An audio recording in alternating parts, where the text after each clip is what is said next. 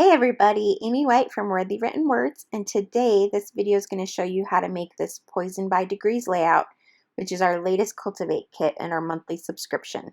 The first thing you're going to want to do is get your skull and crossbone cutouts from your kit. We're also going to use the texture paste as well as the palette knife that comes in your kit.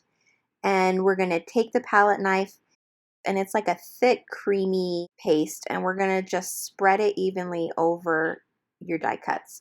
And then when that's done, you want to peel it off of your page. I'm just using scrap paper. You could also use a craft mat underneath. And the thicker that you put the paste on, the bigger the cracks are going to be when it dries. The thinner you do it, the more fine they will be and lighter. So you can choose how you want that to be. If you don't relocate the cutouts after you put the paste on them, then they will dry to the pages underneath. So be sure that you lift them up and relocate them to dry.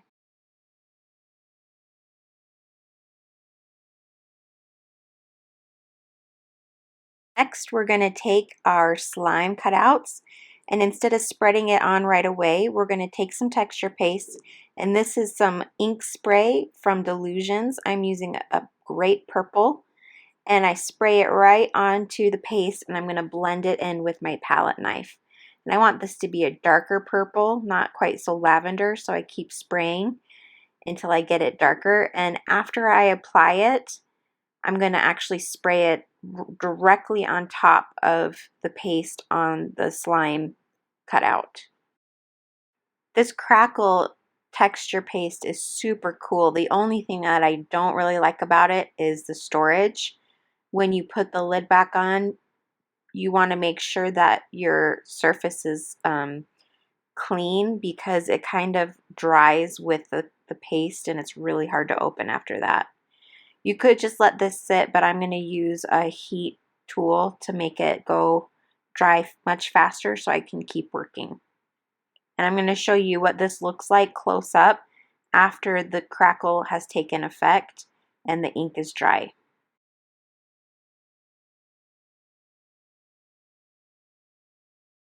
Here you can see up close the awesome texture of crackle that has been put on the slime, as well as the different shades of the purple ink after it's all dry. I just love how this looks.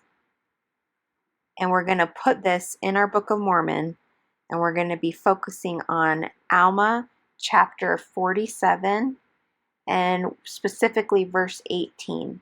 But we're going to do a double spread, so after you do this to both of them and they're dry, you can put them right on the top I used a glue stick. It doesn't work awesome, but I'm being too lazy to put like tapes on all those little tiny drop downs, so I'm just going to keep applying the glue stick until it sticks better. Same as the skull and crossbones, it may help to flatten the slime cutouts after they dry if they curl at all. And you'll see I'm just using the book and putting pressure on the book to help it to stick better, and then also to help them to be flat. I'll just leave it closed for a while so it'll help it to form to the page. Next, we're going to lay out where we want our stickers to go. And the reason that the one vial is on clear sticker paper is because depending on your margin size, that handle could very easily cover up words if you have a smaller book.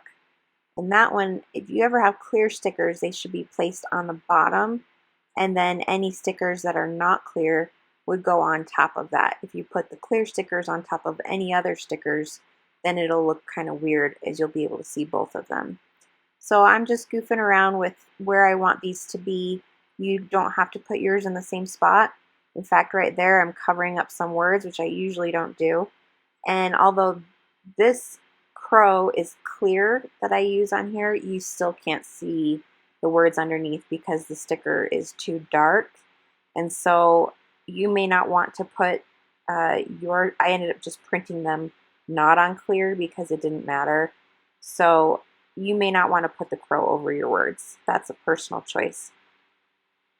And then I put the quote in the margin, and I'm using a purple glaze pen to highlight the part in verse 18 about being poisoned by degrees. And when that's done, we're going to assemble the skull and crossbones, and I'm just hot gluing it to felt. You have 3 pieces of felt in your kit. The purpose of the felt is to make this cutout stronger, and you can see the felt I'm using on my crossbones aren't covering the whole thing, but I recommend doing the whole thing on yours. Your felt should be big enough. And then I'm cutting them out with scissors. I would recommend using sharp scissors. These ones I'm using here are pretty dull, and I have to go and switch them out. And it took me a really long time to cut out the eyes when it shouldn't have. So get a pair of your sharp scissors and cut out the eye holes and cut out around the crossbones.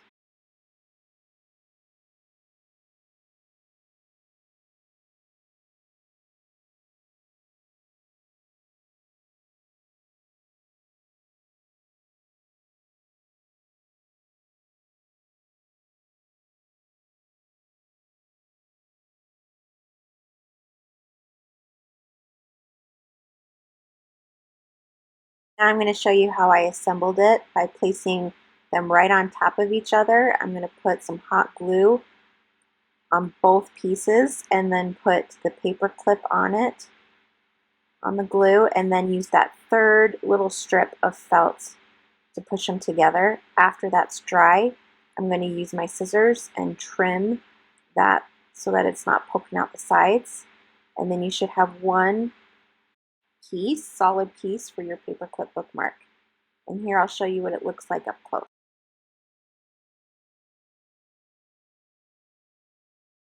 And that's it. We're going to put this paperclip bookmark on top of our page, and your page is done.